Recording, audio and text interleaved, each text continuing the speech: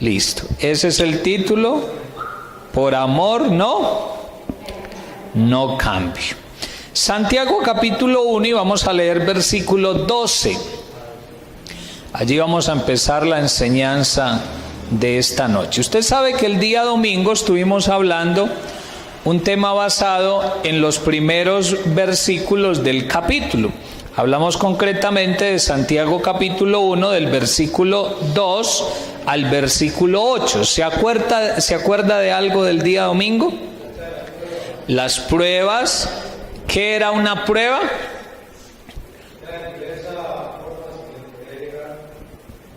Una circunstancia difícil que lo que busca es ¿qué? Hacerle un examen a mi fe, exacto. O sea, la fe que decimos tener, Dios le hace un examen a través de las pruebas. Y hablábamos de que no se puede perder el gozo, que cuando estemos pasando por pruebas uno no tiene que mirar la prueba como tal, sino lo que va a obtener o lo que va a resultar después de la prueba. Hablamos que la prueba es un proceso, pero que la Biblia dice que ese proceso se debe ¿qué? Completar, no dejarlo inconcluso, sino permitir que Dios haga la obra completa.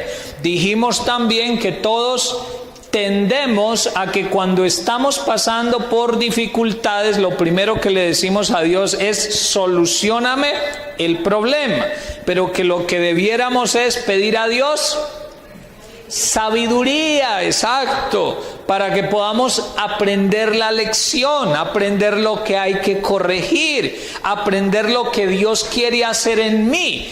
Y luego, como resultado de todo eso, van a llegar las bendiciones del Señor. Amén. Así que, complementando eso del domingo, vamos a leer a partir del verso 12 hasta el versículo 15 nada más. Esos 4 versículos son los que vamos a usar en esta noche, bajo el título Por amor no cambio. Dice así: bienaventurado el varón que soporta la tentación, porque cuando haya resistido la prueba, recibirá la corona de vida que Dios ha prometido a los que le aman. Cuando alguno es tentado, no diga que es tentado de parte de Dios, porque Dios no puede ser tentado por el mal, ni Él tienta a nadie, sino que cada uno es tentado cuando de su propia concupiscencia es atraído y seducido. Entonces la concupiscencia, después que ha concebido, da a luz ¿qué? El pecado, y el pecado siendo consumado da a luz ¿qué? La muerte. Amén.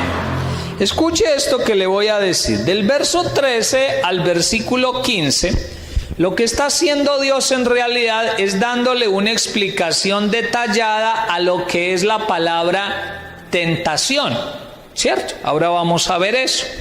Pero la base de todo lo que quiero decir está en el versículo 12. Y vamos a analizar palabra por palabra de ese versículo para que podamos comprender lo que el Señor nos quiere decir. El verso 12 empieza con una palabrita que cada vez que yo la encuentro me parece emocionante. ¿Cuál es la palabra? Bienaventurado. ¿Qué significa bienaventurado? Feliz, por ahí dijeron, dichoso, muy feliz. Usemos esas dos, dichoso o muy feliz. Eso significa bienaventurado. ¿Cuántos queremos ser personas dichosas? ¿Cuántos queremos ser muy felices? Vamos a ver qué hay que hacer para hacer eso. Bienaventurada la persona, ahí dice el varón, pero yo le he explicado que es una costumbre de la época que cuando se escribía algo siempre se dirigía al varón, ¿cierto? Al sexo masculino, pero nosotros lo tomamos obviamente para todos nosotros.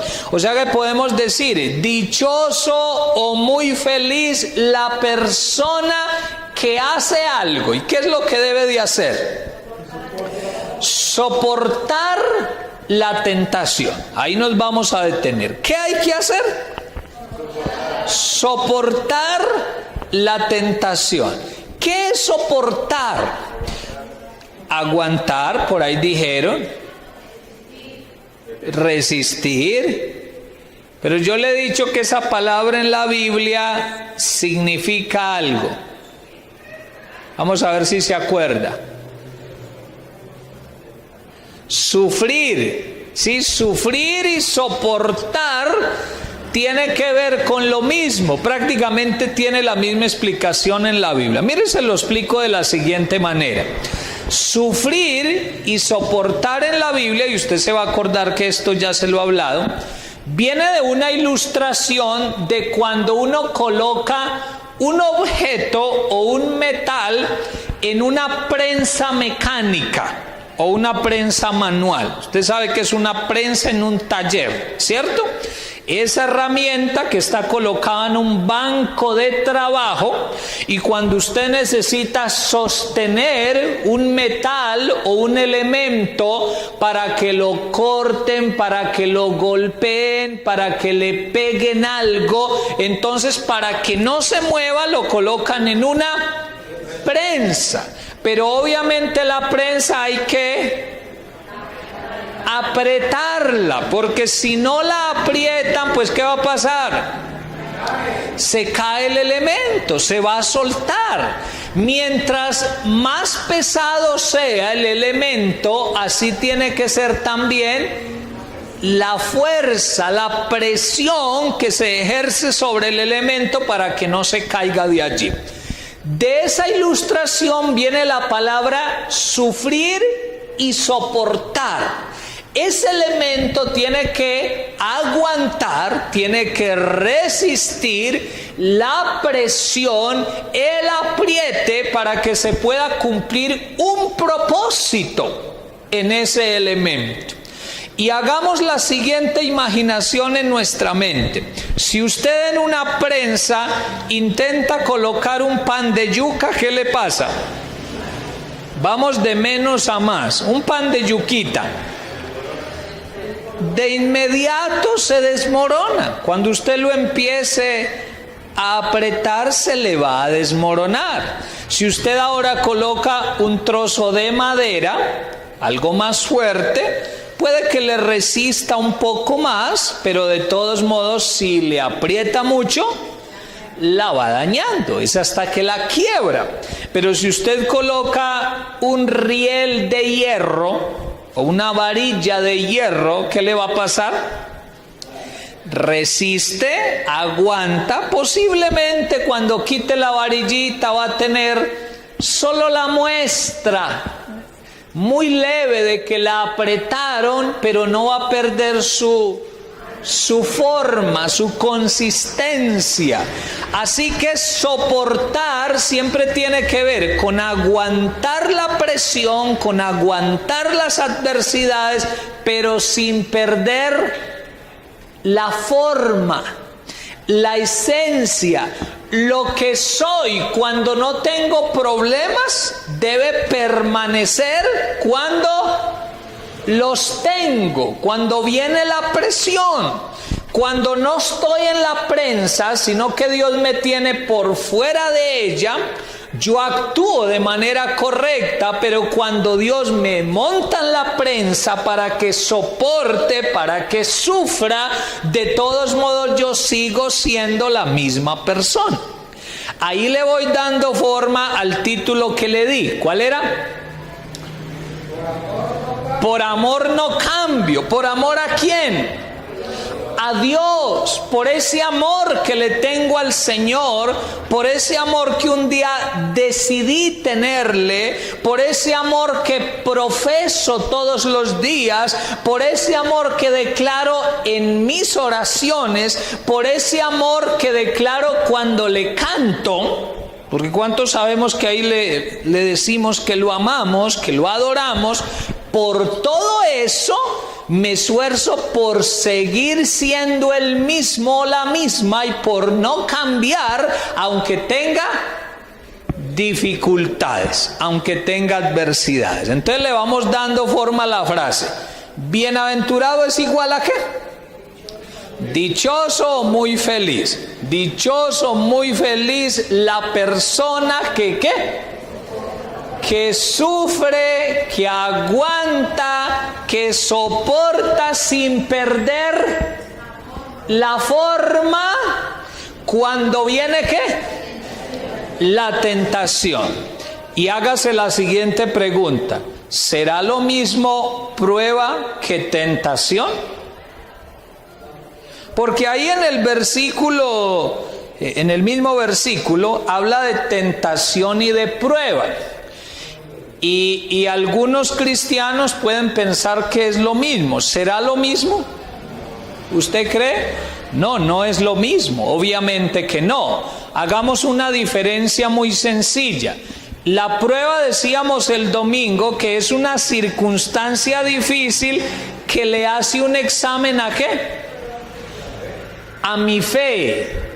Mi confianza en Dios tiene que ser evaluada, tiene que ser examinada. Hasta ahí bien, lo comprendemos. Pero resulta que cuando llegan las pruebas, detrás de las pruebas llegan también las tentaciones. ¿Y qué son las tentaciones? Invitaciones a que usted solucione la prueba que tiene, pero de manera incorrecta. ¿Sí me hice entender? Llegó la adversidad, llegó el problema, Dios está examinando mi fe con esa prueba, pero detrás de la prueba vienen ¿qué? Las tentaciones, o sea, las invitaciones que me hace mi carne, que me hace el mundo, que me hace el mismo Satanás, invitándome a que solucione la prueba, pero de manera incorrecta, pecando. Porque cuando cedo a la tentación, ¿qué estoy haciendo? Estoy pecando, obviamente. Le voy a poner un ejemplo muy sencillo. Si alguien habla mal de usted, si alguien lo critica, si alguien murmuró, si alguien armó un chisme alrededor de su vida, eso podría llamarse ¿qué? Prueba. Dios lo permite para probar su fe, a ver cómo reacciona, a ver si actúa de manera madura. Pero detrás del chisme, de la murmuración, viene una tentación. ¿Cuál podría ser la tentación allí? Bueno, sí, el diablo le puede susurrar al oído que vaya y le pegue un jalón de cabello o unos cuantos golpes a la persona que habló mal de usted. Ahí ya apareció ¿qué? La tentación. Y ya depende de usted si cede o no a esa tentación. Una forma más sencilla de tentación frente a ese caso sería si el enemigo le dice: vea, invéntele también un chisme, hable mal de la persona para que queden empatados, dáñele la honra también a esa persona. Si usted cede, pecó. Esa es la tentación. Entonces ve que son cosas diferentes. Dios permite, por ejemplo, que usted se le acabe su trabajo. Hasta ahí es ¿qué? Prueba. Dios lo permite, que se acabe su trabajo, que al negocio no le vaya muy bien, que su economía pase por tiempos de escasez. Esa es la prueba. Pero viene la tentación. ¿Y qué podría susurrarle la tentación? Que robe, que busque al gota a gota, que ponga la fe o la confianza de una posible solución en el prestamista. Entonces son invitaciones a solucionar la prueba, pero de manera incorrecta. Y si cedo a esa tentación, estoy pecando. La Biblia dice claramente que cometo pecado si cedo a la tentación. ¿Me hice entender con eso? Por eso está diciendo otra vez el versículo: muy feliz o dichosa la persona que sufre, que aguanta sin cambiar, que soporta sin sufrir alteraciones. ¿Y qué es lo que tiene que soportar? La tentación, las invitaciones a solucionar la prueba de manera incorrecta.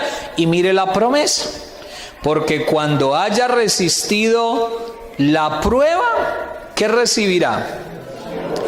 La corona de vida que Dios ha prometido ¿a qué? A los que le aman. Entonces, esa prueba que estás teniendo puede ser superada, puede ser ganada con la confianza en Dios, dependiendo de Dios, con los consejos que dábamos el domingo, sin perder el gozo, recibiendo el consuelo de Dios. Y cuando soy capaz de resistir la prueba, la circunstancia difícil que le está haciendo un examen a mi fe, Dios promete premiarme. Dios promete bendecirme. Ahí lo llama de una manera específica. Dice: ¿recibirá qué? La corona de vida. Recibirá bendiciones, recibirá recompensa de parte de Dios. ¿Cuántos esperamos recompensas? Yo creo que todos, ¿cierto? Aún el cristiano más humilde que diga: ay, no, yo no espero nada del Señor. No, uno lo primero que espera de Él es que lo ame, es la salvación, claro, pero la verdad es que uno sí espera bendiciones. Y qué bueno que esas bendiciones llegan como resultado de haber actuado muy bien delante del Señor. El versículo termina diciendo que esa corona de vida Dios la ha prometido ¿a quiénes? A los que le aman. Y ahí toca un verbo que tiene que ver con el título que le di. Otra vez, ¿cuál es el título? Por amor no cambio. El verso 1 termina diciendo que esas bendiciones, que esas recompensas, que esas coronas de vida, Dios las ha prometido ¿a quiénes? A los que le aman. ¿Por qué mete el amor a Dios si viene hablando de pruebas, si viene hablando de momentos difíciles de la vida, si viene hablando de tentaciones? ¿Por qué mete el amor a Dios?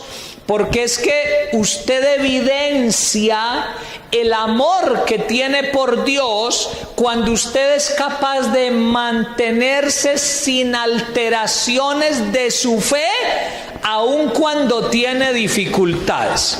¿Sí me hice entender? Usted mantiene la normalidad en su vida espiritual.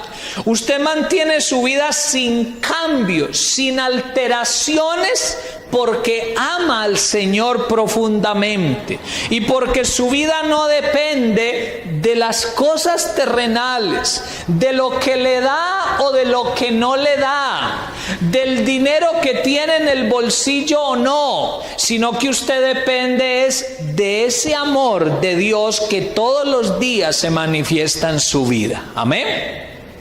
Porque yo sí creo que a veces nosotros, aunque digamos con palabras que amamos al Señor, el amor a veces no se evidencia, no se demuestra, porque nosotros a veces sí cambiamos con el Señor. ¿Cuántos reconocemos que a veces cambiamos con Él? Hay días que lo adoramos con unas ganas y otras veces que no. Esa es la verdad. Hay veces que oramos con unas ganas y otras veces que no.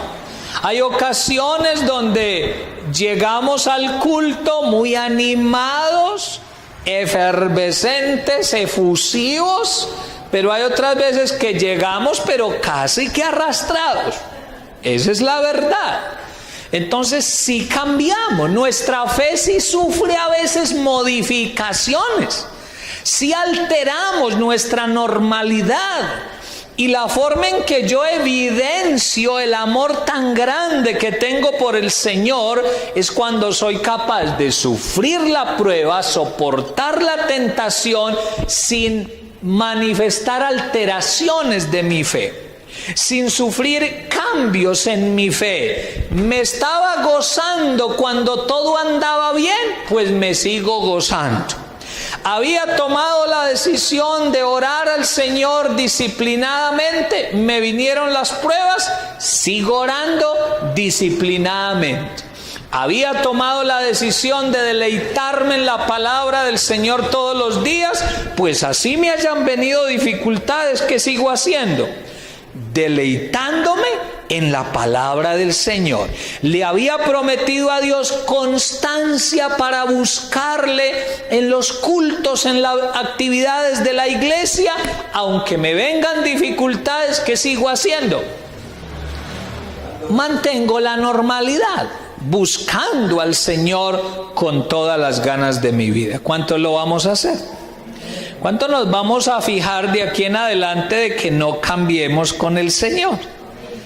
Ahorita cantábamos, me gusta mucho esa canción, bendito sea tu nombre, y termina diciendo, ¿cuál es el último párrafo? Eso, darás y quitarás. ¿Por qué Él puede dar y por qué Él puede quitar? Porque es dueño, porque es soberano, porque yo no lo creé a Él, sino que Él me creó a mí, eso le hace dueño de mi vida, porque me salvó, porque tiene propósitos conmigo, y si Él me da o me quita, mi responsabilidad es convertir, como dice también la canción, convertir cada momento de mi vida ¿en qué? En adoración para Dios. Aún las adversidades, aún los momentos difíciles, los convierto en un motivo para expresarle mi amor al Señor. ¿Cuántos lo vamos a hacer? Con la ayuda de Él y del Espíritu Santo. Amén. Versículo 13. Yo le dije que ahí ya empieza a explicar de manera detallada lo que es la tentación. Y mire lo que dice. Cuando alguno es tentado, ¿y qué es tentación? Eso, Carlos. Invitación a pecar o invitación a solucionar la prueba de manera incorrecta. Cuando alguno es tentado, no diga que es tentado de parte de Dios, porque Dios no puede ser tentado por el mal, ni ni Él tienta a nadie. Entonces, deja por sentado la palabra, que las tentaciones no vienen mandadas por el Señor. Dice claramente, cuando alguno sea tentado, no se le ocurra decir, no se le ocurra afirmar que está siendo tentado ¿de qué? De parte de Dios. Ahora, ojo, pastor, entonces, ¿las permite? La respuesta es que sí. Usted sabe que Él es soberano, Él gobierna sobre todo, y todo lo que pasa es permitido por Él. Lo permite, pero no las envía, no las manda. Y dice allí, ni Él puede ser tentado por el mal, ni tampoco Él tienta a nadie. La razón es sencilla. Si usted analiza una vez más el significado de la palabra tentación, pues es fácil caer en cuenta de que Dios no va a tentar porque es que Él no quiere que la gente peque. Y dijimos que la tentación es una invitación a pecar, a solucionar la prueba de manera incorrecta. Eso me hace pensar que Dios nunca va a tentar. Él nunca va a decir, ay, mira, hijito, ¿por qué no solucionas esto de manera mala? No. Dios jamás va a hacer eso. Ni puede ser tentado, ni tampoco tienta a nadie. ¿De dónde viene entonces la tentación? Versículo 14. Sino que cada uno, o sea, cada persona, es tentado. ¿Cuándo? ¿De dónde? De su propia concupiscencia. ¿Es qué? Es atraído y ¿qué? Y seducido. ¿Qué significa la palabra concupiscencia? En palabras bien sencillas, la inclinación que cada persona tiene a hacer lo malo. Le voy a poner un ejemplo sencillo. Usted sabe que a veces me toca poner ilustraciones para poderlo comprender. ¿El tigre pica? ¿Los tigres pican con la cola? Obviamente que no. ¿Cómo hacen daño los tigres? Muerden y con sus garras. Según su naturaleza, él tiene una forma de hacer daño. Resulta que si usted ya se va a otro animalito, hay otros que sí pican. ¿Cómo hace daño un zancudo? Con ese pico. No tiene garras, no tiene cómo morder, pero con esa, hermano, con esa agujita chiquitica, hace un daño impresionante en el cuerpo humano, inclusive puede transmitir enfermedades. Su propia naturaleza hace que origine un daño de una manera completamente diferente. Lo mismo dice Dios en cuanto a la tentación. Las personas de su propia concupiscencia, de su propia naturaleza pecaminosa, tienen formas distintas de ser tentados. ¿Se acuerda que alguna vez le ponía el ejemplo? Que si usted sale de aquí con hambre, su médico le recomendó que no comiera buñuelos, que porque las harinas le hacen mucho daño, pero usted sale allí a buscar el microbús a la carrera cuarta y se encuentra con ese letrero en la esquina que dice 7 buñuelos por 2,000. Y usted ve a la señora con el delantal sacando los buñuelos a esa hora. ¿Quiénes se van a sentir atraídos por los buñuelos? A los que les gustan los buñuelos. Exacto. Si a una persona jamás le han gustado los buñuelos, ¿se va a sentir atraído? Obviamente que no. Pero si a usted le gustan bastante los buñuelos, usted va a decir, con esta hambre, y eso ahí al frente, y calienticos doraditos. Ay, Dios mío, ayúdame, Señor. Eso nos prueba que cada uno es tentado cuando de su propia concupiscencia es atraído y es seducido. No todos son atraídos hacia los buñuelos, solo los que les gustan los buñuelos. ¿A todos nos atrae el mismo pecado? No. A unos les atrae una cosa, a mí me atrae otra, a otros les atrae otra. Pero ¿de dónde viene esa atracción? De la propia concupiscencia, de la propia naturaleza que cada uno tiene. Y el versículo dice que esa propia concupiscencia hace que sea atraído. ¿Y qué? Y seducido.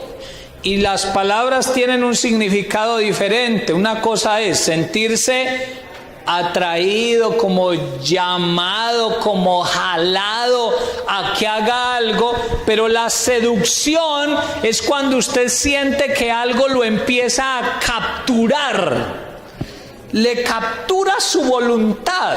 Si usted va hacia la esquina, al mismo ejemplo de los buñuelos, usted empieza a sentir el olor. ¿Y el olor lo qué? Lo atrae, lo tienta, y luego ve el letrero. Ay, mira, tan barato, 7 por 2,000, ¿sí?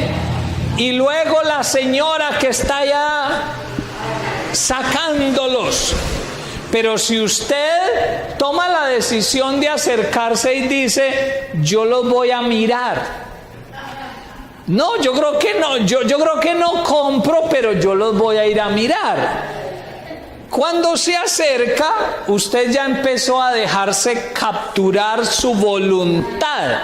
Y eso es lo que la palabra llama seducción. Ya pasó de la atracción a la seducción, le empieza a capturar la voluntad y la voluntad se empieza a debilitar. ¿Cuántos lo hemos vivido? Uno es atraído por el pecado. ¿Cuántos aquí somos atraídos? Todos, hermano, todos. Pero si usted rápidamente huye, sale corriendo, pues la tentación se queda sin la oportunidad de hacer daño. Pero cuando uno empieza a acercarse, entonces ya no es atracción, sino seducción. Lo empieza a capturar de tal manera. ¿Y qué pasa después? Versículo 15. Entonces la concupiscencia, después que ¿qué? Que ha concebido, da a luz el pecado, y el pecado, siendo consumado, da a luz la muerte. Si se fijó bien, ahí utiliza unos términos que tienen que ver con el embarazo. ¿Cierto que sí? Ahí habla de concebir, ahí habla de dar a luz. Habla de dos términos que tienen que ver con el embarazo. ¿Por qué? Porque resulta que una criatura es concebida en el vientre de una mujer, pero de inmediato da a luz. No, empieza ¿a qué? A crecer. Hay un proceso, se empieza a volver grande esa criatura y llega un momento exacto en que da a luz. Y Dios usa ese ejemplo para hacernos caer en cuenta que el pecado no se da en la mayoría de ocasiones de la noche a la mañana, sino que hay un proceso. Usted se embaraza con una idea, permítame decirlo así.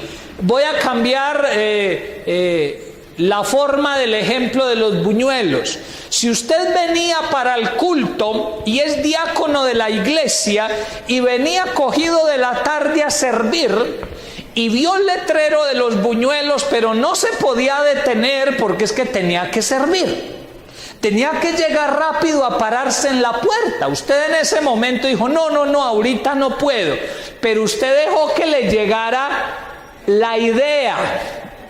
Usted no los compró, pero usted se embarazó con la idea. Y usted pasó a la carrera y dijo, yo cuando salga del culto, yo voy y miro, a ver si de pronto hay buñuelos todavía. Y de vez en cuando en el culto se le pasó la idea del buñuelo. Y cuando el pastor empezó a orar al final del culto, usted dijo, cuando él diga amén, salgo a mirar el buñuelo.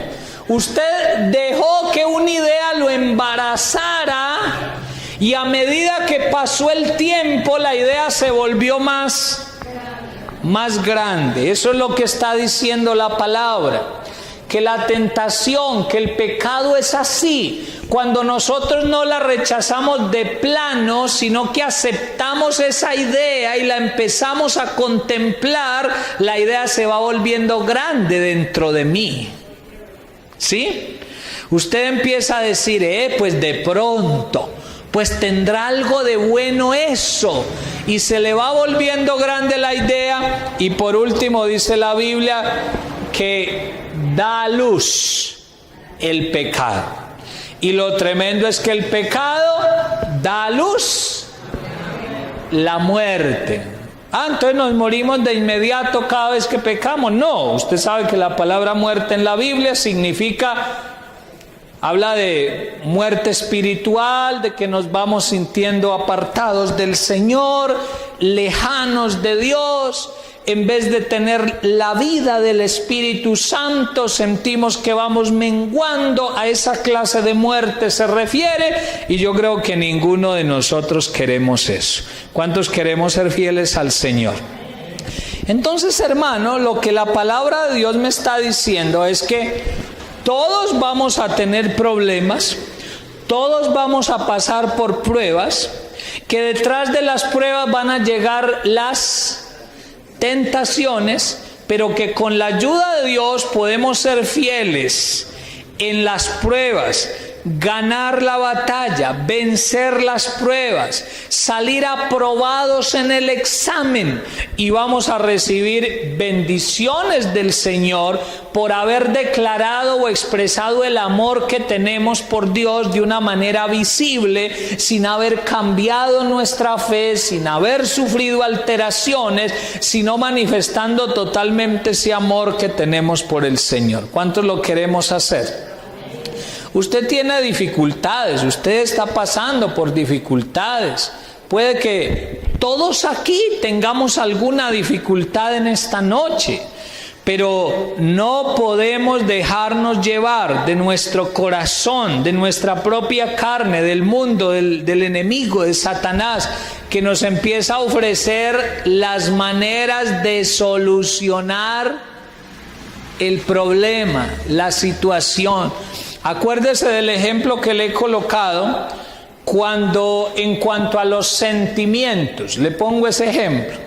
Y usted escucha decir al cristiano o a la cristiana que dice: pastor, a mí me va a tocar aceptar de novio o de novia un muchacho, una muchacha que no es cristiano. Y uno le dice: ay, ¿cómo así? ¿Por qué dices que te va a tocar? Porque es que, ojo, cuando utilizan esa frase, ay, me va a tocar, como pastor, yo no quería, pero me va a tocar. Y les pregunta uno: venga, ¿y por qué? No, pastor, porque yo llevo esperando tiempo a ver si en la iglesia resulta alguien, y nada que resulta. Y como no resulta, pues me tocó mirar para otra parte. No. Acuérdate lo que te expliqué de lo que significa soportar. Es aguantar la presión sin sufrir cambios, sin sufrir modificaciones en mi fe. Si me comprometí a ser fiel, pues aunque la situación apriete, yo sigo diciendo que voy a ser fiel al Señor.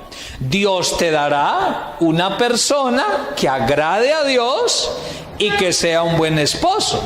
¿Lo crees? Pero tienes que esperar en el Señor. Otros que le dicen a uno: pastor, me va a tocar aceptar ese trabajo. ¿Cómo así? ¿Y qué trabajo? No, pastor, me va a tocar vender chance. ¿Y por qué? ¿Cómo así que le va a tocar? No, porque es que llevo tiempo esperando en el Señor un buen trabajito y nada que llega, entonces me va a tocar. ¿Es correcta esa frase? No. Esa frase, me va a tocar, ya está mostrando que su fe sufrió modificaciones, que su fe se alteró. Porque el que no ha dejado alterar su fe sigue diciendo: yo no lo puedo hacer, yo tengo que ser fiel a Dios, yo tengo que hacer las cosas a la manera de Dios para que Dios me bendiga. ¿Cuántos creemos en eso? En la palabra del Señor. Entonces, por nada del mundo vamos a cambiar de nuestra sincera fidelidad al Señor. No nos vamos a torcer, no vamos a cambiar nuestro parecer, no vamos a permitir que el enemigo nos haga mella. Hermano, vamos a seguir haciendo las cosas de manera fiel, en santidad, en integridad, y Dios nos va a premiar. Dios nos va a recompensar por haber hecho las cosas bien delante del Señor. ¿Cuántos lo vamos a hacer? Vuelvo al tema, y con ese le termino, del tema económico. Cuando el cristiano dice: no, pastor, me va a tocar. ¿Y qué le va a tocar? No, llamar a don fulano, el del gota a gota, para que me preste. Usted sabe que es incorrecto, ¿cierto? Usted se está metiendo en una situación que lo va a apretar más económicamente. Usted se va a volver esclavo de una situación económica que no se la ha enviado Dios. Usted se va a volver esclavo de unas deudas con las que Dios no está de acuerdo. Pero usted dice que le va a tocar porque ha esperado que Dios le solucione de otra manera. La solución no ha llegado y entonces el enemigo empieza a decirle: mira, pero tan bobito, tan bobita, ¿por qué no tomas esta opción? Esa opción es buena. Mira, ese señor te está ofreciendo la plata así facilito. Y hasta se lo camufla diciéndole: ay, mire, qué bendición. Tan fácil, ¿de dónde lo había podido sacar? Mire, tan fácil. Y algunos se creen y dicen: ay, sí, qué bendición. No me puso ningún problema. No me pidió nada como garantía. Dijo que confiaba en mí, que me veía la carita de buena gente, de honesto. Pues claro, es que el enemigo hace las cosas de esa manera. Pero ya sabes que eso simplemente es la tentación, la invitación a solucionar las cosas de manera incorrecta. ¿Qué tenemos que seguir haciendo? Decir: no, yo voy a esperar en Dios, yo voy a resistir la prueba, yo voy a soportar la prueba y voy a vencer, porque como hijo de Dios creo que Él tiene un galardón y una respuesta para mi vida. ¿Cuántos vamos a esperar en el Señor? ¿Cuántas pruebas está pasando usted hoy? Muchas. Algunos podrán decir: pastor, con los deditos, 8, 10. Otros levantarán hasta los de los pies, ¿cierto? Otros le dirán al de enseguida: hermano, si usted no tiene muchas, présteme una mano para que muestre cuántas pruebas tengo. Sean las que sean, sigamos confiando en el Señor, sigamos declarando nuestro amor por Dios, sin sufrir cambios, sin sufrir alteraciones, y de seguro vamos a ver la gloria del Señor en nuestra vida.